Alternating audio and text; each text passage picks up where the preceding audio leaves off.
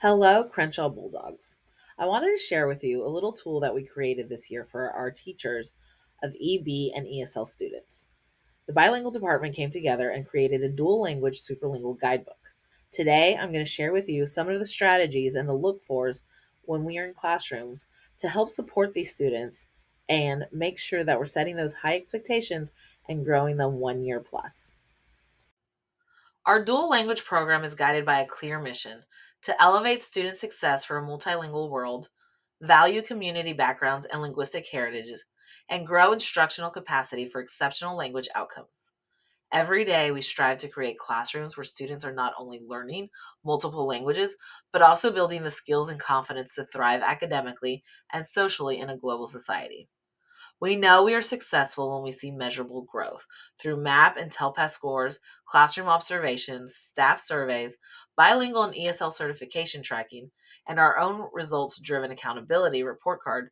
These measures help us ensure that our students are making meaningful progress and that our instruction continues to meet their needs. At Galveston, our values guide how we bring the mission to life. From bell to bell, we maintain high expectations, listen to students, and provide positive structure and support. We believe in the principle that every student grows, one plus, and that it truly takes a village to help our learners reach their potential. Our vision is a learning environment where language is celebrated, students' cultural and linguistic backgrounds are honored, and every educator is empowered to provide the best possible instruction. By aligning our mission, measures, and values, we ensure that our students not only achieve academic success, but also develop into confident, capable, and culturally aware global citizens. Together, we're shaping futures where every student grows, every voice is heard, and multilingualism is a bridge to opportunity. When we step into an EB or ESL classroom, we're looking for more than just lesson plans on the board. We are looking for learning environments that are language rich, interactive, and intentionally designed to support every student from bell to bell.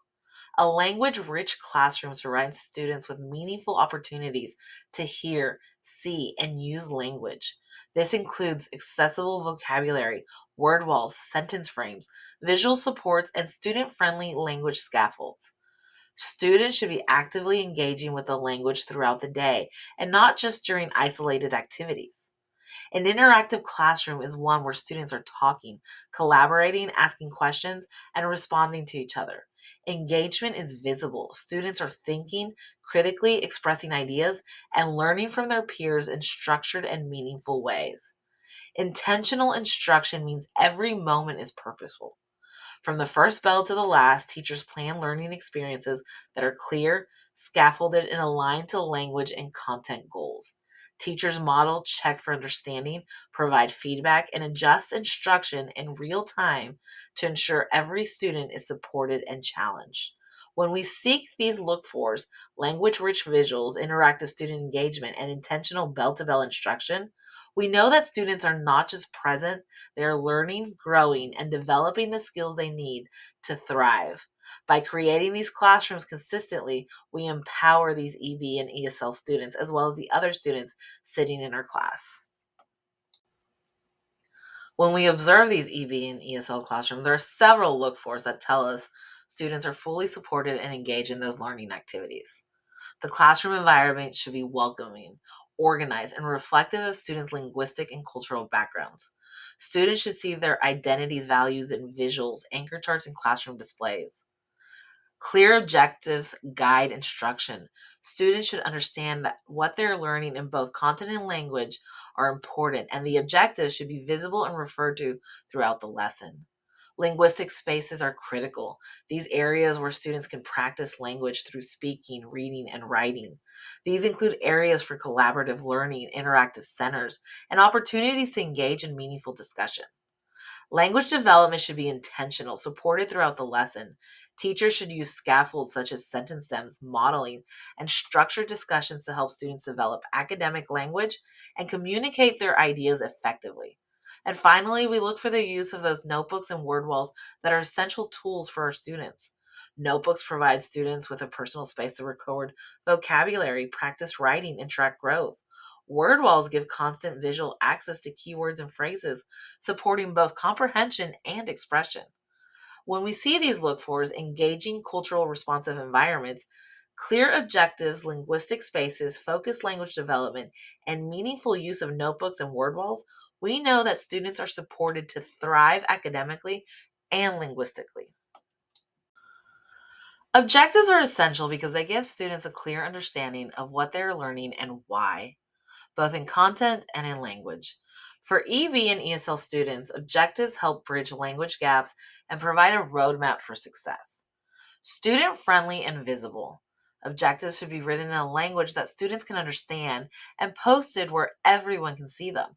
This ensures students know the goal for the lesson and can refer back to it. Content aligned and ELPS connected. Each objective should be tied to the content being taught and aligned with the English language proficiency standards so that students are developing both subject knowledge and language skills simultaneously. Oral review. Objectives should be reviewed orally at the beginning and at the end of each lesson. This reinforces understanding. It allows students to track their progress and connect the lesson's activities to the learning goal. Interactive strategies should actively be taking place. Students should actively engage with these objectives. This can include predicting what they will learn, turning objectives into questions, using a thumbs up, thumbs down checks, or summarizing the objective in their own words. Interaction ensures that objectives are not just posted on the wall, but become meaningful student centered learning tools. It is important that we maintain the idea that these objectives should be clear, visible, and student friendly. They should connect to their language standards and reinforce through interactive strategies to help our EB and ESL students stay focused, understand expectations, and achieve success in both language and content learning. In Galveston ISD, we are setting those high expectations, and objectives is one way of reaching that. To help support our teachers in creating language objectives, we follow a simple formula. I can plus language verb plus content from your content objective plus scaffold. For example, in science, if the content objective is I can observe properties of matter, a possible language objective is I can say if an object is smaller or bigger using a sentence stem.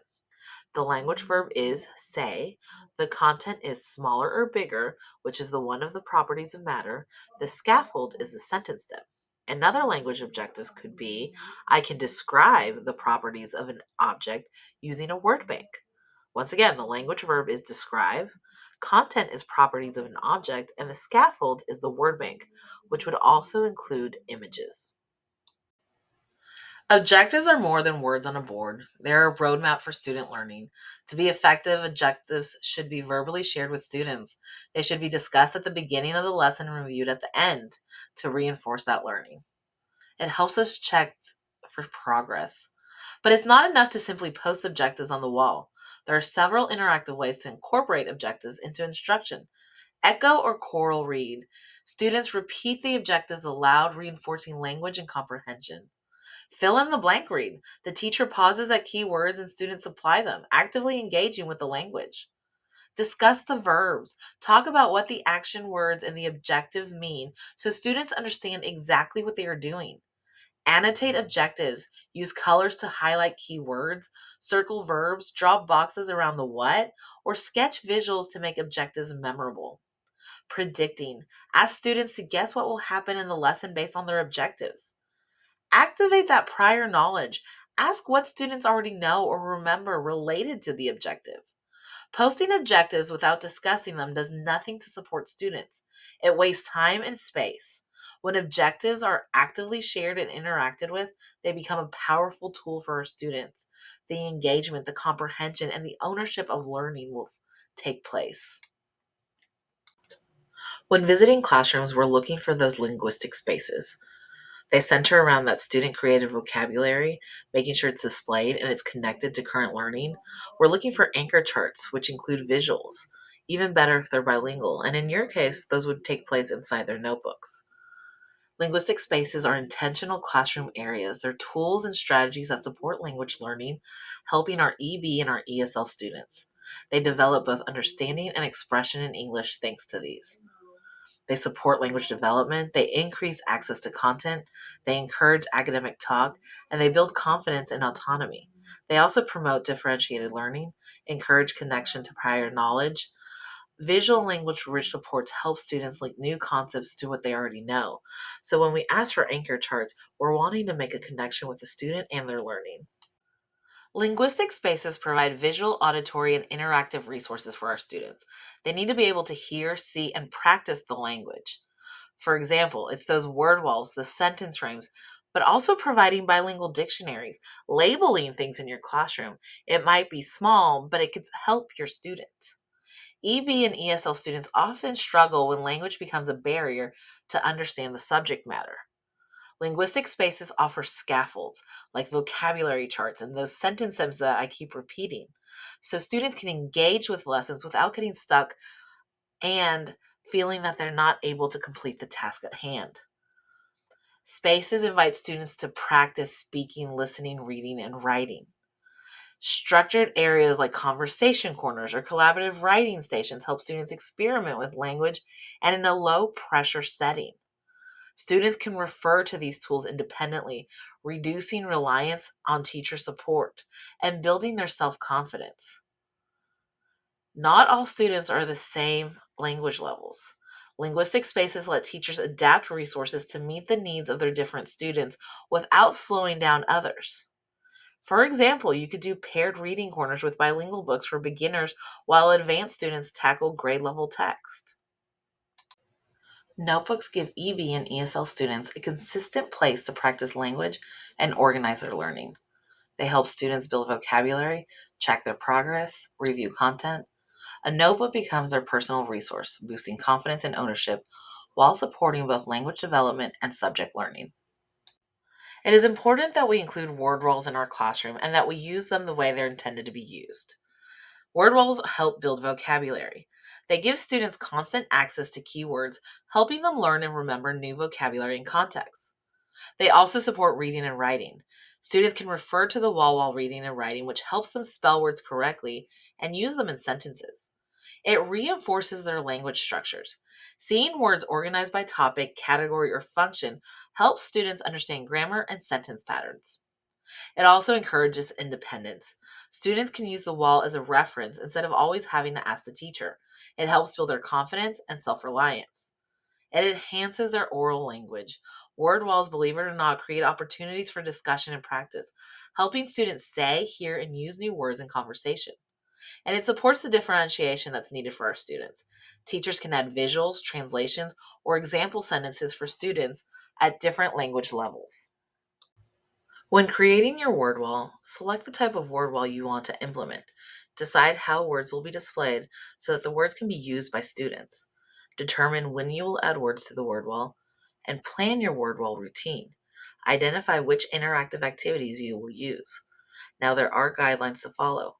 Words are easily seen by students. It's important for them to be able to locate them.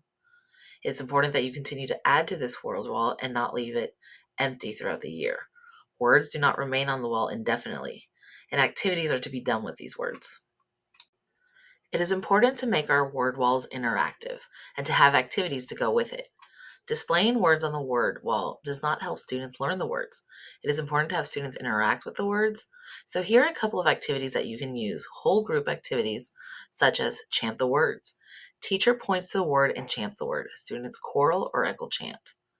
Flashlight words. Using a flashlight, teacher or a student lights up a word. Students say the word, spell the word, and use the word in a sentence. Mystery word. Show a word with scrambled letters. Ask students to figure out the word. Teacher can give students clues to help them unscramble the word. When the word is unscrambled, student says and spells the word. Pass the word. Give each student a word card. Play music and student pass their cards to each other. When the music stops, students read the word card that they have. They can read and spell it to a partner. These are engaging activities that will motivate the students to learn their words and strengthen their vocabulary. When visiting classrooms, our second set of look fors are based off of the instruction. Is it intentional and bell to bell? We look at language of instruction, student oracy, superlingual strategies taking place, the bridge, tell past targeted skills, and questioning. In Galveston ISD, the language of instruction has to do with the language allocation plan that we've set for the district. Teachers remain in the language of instruction, and there's no whole group or concurrent translating. At Crenshaw, the language of instruction will be English. The language of instruction is crucial for EV and ESL students because it directly affects their ability to understand content, participate in class, and develop English proficiency. It has to do with access to content, supporting language development, reducing misunderstanding, encouraging participation, and building confidence while always supporting that differentiation. Teachers need to be able to clarify in their first language for individual students. In the moments where this is not available, you use your Google Translate and other devices to help support your students in learning the meaning with one language and in what it means in the other language. Student oracy. Student thinking is verbalized via structured conversations and evident throughout the lesson. Scaffolding provided to support students' use of target language is important. Think of your sentence stems, your word banks, and your paragraph frames, etc. Students are responding to questions in complete sentences. It is imperative that we hold them to high expectations and that we have them respond in these complete sentences and set the example. Oracy is critical for EB and ESL students because speaking and listening build the foundation of reading and writing. When students practice oracy, they gain confidence using academic vocabulary, improve pronunciation, and learn to express ideas clearly. It also helps them process new content, engage in discussions, and develop the language skills needed for success across all subjects. Let's talk about sentence stems. One way students' oracy development is supported is through the intentional plan of using sentence stems throughout the lesson. Sentence stems support EBs by modeling academic language by providing support for language production. Sentence stems are a scaffold for EBs. This means that stems should be geared towards specific language needs. As EBs progress in their language development, sentence stem use should be decreased as a typical in the gradual release model. The goal of a sentence stem is to provide a scaffold until the EBs have integrated the language structure, function, and or vocabulary in their linguistic rapport. Sentence stems give EB and ESL students a starting point to express their ideas. They lower the language barrier, model academic sentence stem structures, and encourage students to use new vocabulary.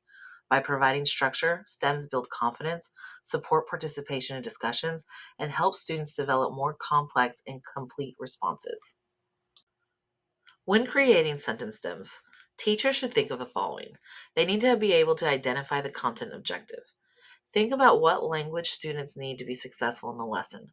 This means identifying the language functions that are needed. For example, describe, explain, justify, as well as vocabulary and grammar needs. For example, using past tense in the response, communicating with compound sentences, etc. Develop the sentences stems. It's a good idea to create a stem for an advanced student first and then consider how to modify the stem for a less proficient student. Once again, this is an activity that would support all your students in your class and you would differentiate based off of their needs. Now that you've created your sentence stem, how do you use that sentence stem with your students? To effectively use a sentence stem, the sentence stem should be written and displayed so that it is easily available to your students. You must display that stem, write it somewhere where they can locate it, share the stem with them orally. Students will then repeat the stem, either choral or echo. Point out any unfamiliar vocabulary. For example, our sentence stem says observed. Remember, observe means to see. We're talking about what we already did. This is why the word observed ends with N-E-D. Give students time to think about their response. Students can share with a partner while teacher monitors. This is great for academic monitoring. Students can then share in a whole group. Remind students of the language target. For example, the use of observe. So let's continue to talk about oracy strategies. Here are two different activities that you can use that can help your students. Language buddies. Think about students' proficiency in each language. The teacher creates pairs in which one student is more proficient in English while the other is more proficient in Spanish. So in your class, think of who you could pair with each other. Chant the chart. This strategy can be done with any anchor chart. The teacher guides the students in chanting the chart. This can be done chorally with the teacher and students chanting the chart together. It can be done as an echo with the teacher chanting the chart first. Another option that works with some anchor charts is the I say, you say chant. For example, the teacher would say, I say, blank and says a vocabulary word in one language. Then the teacher says, you say blank, and the students say their word in another language. This would not take place at Crenshaw so easily, but if you have another student in the class that could support that, I would pair up those students, and this could be a fun activity for them to complete. Other strategies that we see taking place is one called Everyone Gets a Chance. This is both a listening and speaking strategy. The teacher asks a question and one student answers. For example, the teacher might ask who the main character is in a book being read. Then a student would respond. The teacher then asks another student, what did so and so say? And the student repeats what the first person said. This is done several times with individual students repeating what the first student said. An option would be to ask everyone to repeat what the first student said. Again, this is something that needs to be modeled. Numbered heads together. This is a listening and speaking activity. Students are in a group of 3 or 4. Number the students in each group from 1 to 3 or 4. It might be helpful to give each student a card with a number on it. Ask the students a question. Tell students that everyone in the group must be able to answer a question. Give students time to talk, then randomly call a number from 1 to 3 or 4. Each student with that number answers. For example, you could ask students to describe the main character of a story or to share something they know about plants. Then call a number such as 3, and all number 3 students would answer the question. Once again, these are activities that help with engagement and keep your students talking to one another and listening, which is so important for their language development. One of the look-fors in the classroom visits are the Superlingual Strategies. These strategies that we will share with you are 7 strategies that we promise will help every student in your classroom. Not just your EB and ESL learners, but all students will benefit using these strategies through the delivery of your lesson. Superlingual strategies, the Super 7, the 7 important strategies that are going to make a difference. Number 1, superlingual Snapchat. Students will write, talk, and share. Number 2, superlingual sentences. Sentence patterning chart set. Number 3, superlingual show call. Students teach one another. Number 4, superlingual structures. You provide sentence stems and frames. Number 5, the superlingual shout out. I say, you say. Number 6, superlingual scholars. Small group of experts are doing the sharing and teaching. Number 7, superlingual summit share. This is where you're going to be rotating partners and learning from one another. The superlingual show call. The purpose of this strategy is for student work to be used as a model. The student explains the work with teacher guidance. A selected student shares work. For example, this could be a writing sample, a math problem, or an activity included in their interactive notebook. The teacher would then ask guiding questions. What did you do first? What did you notice? What would you do differently? The questions depend on the work being shared. The student responds to the questions explaining. The teacher rephrases as needed and asks students to do the same. Superlingual Snapchat. The purpose of this strategy is for students to benefit when they have the opportunity to talk about what they write. This strategy gives students the opportunity to orally share what they have written. Students practice all 4 language domains: listening, speaking, reading, and writing. Give students a prompt to write about. Tell them that they will be sharing their writing orally with a partner. Tell them how much time they have to write.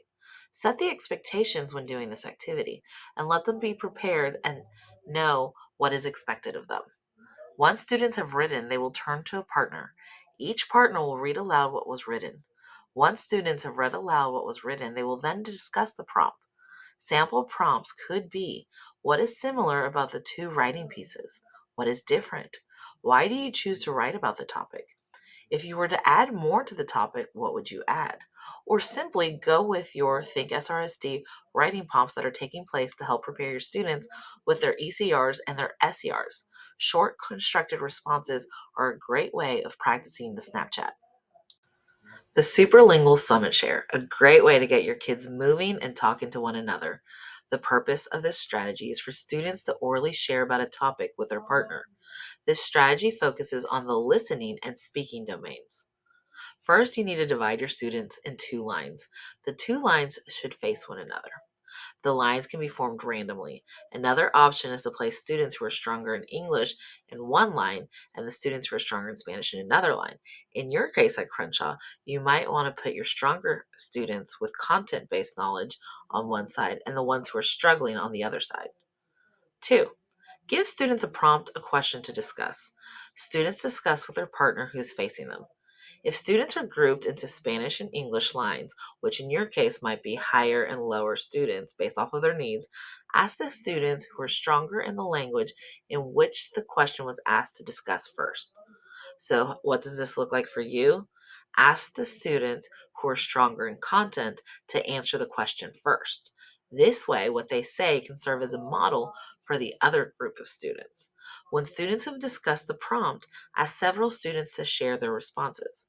Then ask the student at the front of the line to step out of the line. All the students in that line shift to a new partner. The student who is at the front of the line moves to now being at the end of the line with a new partner, and you repeat it several times. We've seen this before with Lead Forward. It is a great strategy. Play the music in the background, but in your case, you will group your students with your stronger students and their content knowledge with those who are struggling and need that modeling to take place.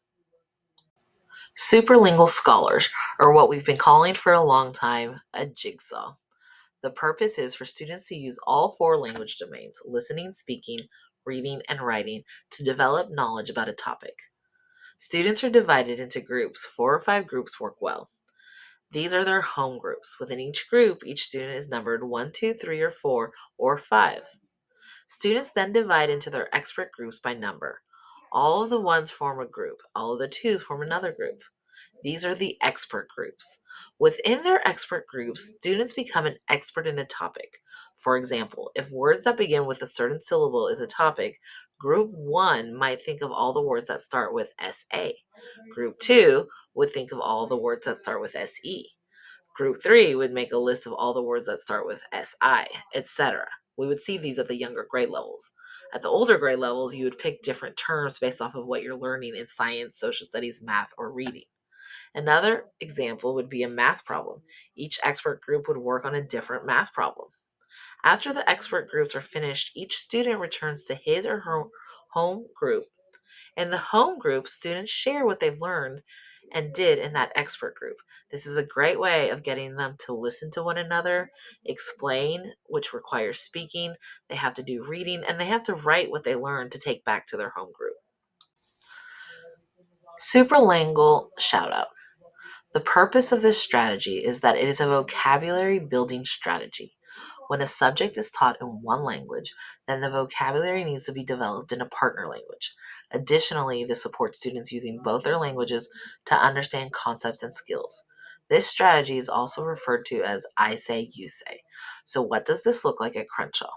So at Crenshaw, you might not have this transfer chart on the wall unless you had a large number of EB/ESL students. But what can happen is this chart could be something they can incorporate inside of their notebook. It could be a tool and a resource for students to use. You start by making a list in the language in which the topic has been taught. Then ask students to help you transfer the words into the other language. Use the chart to say I say, you say chant. The teacher says I say, saying a word in one language, and then says you say, and students say the word in a partner language. Use tools such as Google Translate to help you with this because only that student would know their home language, and you need to be able to help support them. So, once again, this is something your students can use with the help of technology to create those transfers and create these charts to incorporate in their notebooks. An extension activity that we see is that once students have become comfortable with this routine, students can be the ones that say, I say, and then help another partner. So think of who you could pair up that can help support one another, especially during that time of intervention in the morning. Superlingual structures. The purpose is to provide support for oral and written sentences using student-generated vocabulary related to the text that has been read or content skills that have been introduced. This strategy can be used to expose students to different types of language structures that are used for a variety of language functions, such as cause and effect, sequencing, justification. The supports that are provided are referred to as sentence stems, which we've reviewed earlier on how to create them and share them. Once again, you need to display the written stem. Share the stem orally with students. Students repeat the stem, choral, or echo, point out any unfamiliar vocabulary, explain the language being modeled, give students time to think about the response. Students share with partner while teacher monitors, and students share in a whole group. Once again, we are talking about sentence stems, which you'll see now are very important to help support our students. Superlingual sentences. So if you're using Think SRSD, just think of the gist. The purpose is provide support for oral and written sentences using student-generated vocabulary related to text that has been read. This strategy also supports students' understanding of the parts of speech and can be used to introduce students to different types of sentence structures.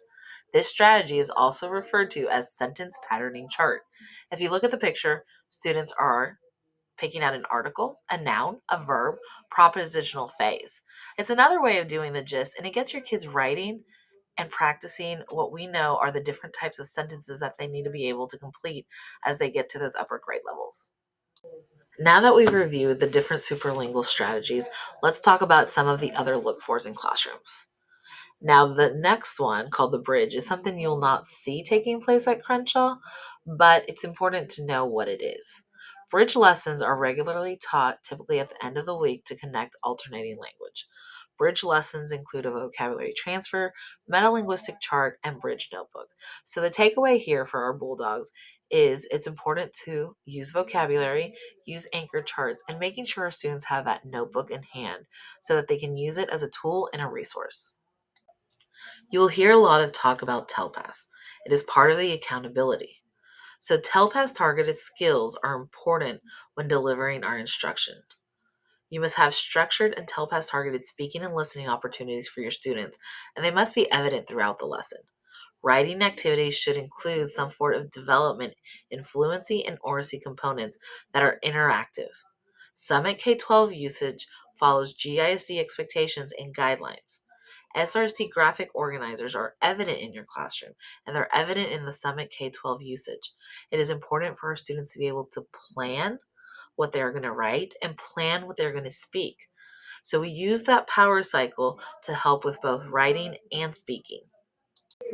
You will notice in our Summit K-12 Power Planner that our students are still having self-talk, P to the 3, the organizing, the writing, editing, and revising. It all takes place with that writing and that speaking. For P1, we pre-listen or we pre-read for the gist. For 2, we pull apart the prompt. For 3, we pick our ideas, and then we organize it using Tide. So what are the different things that your students are going to have to listen or read and create?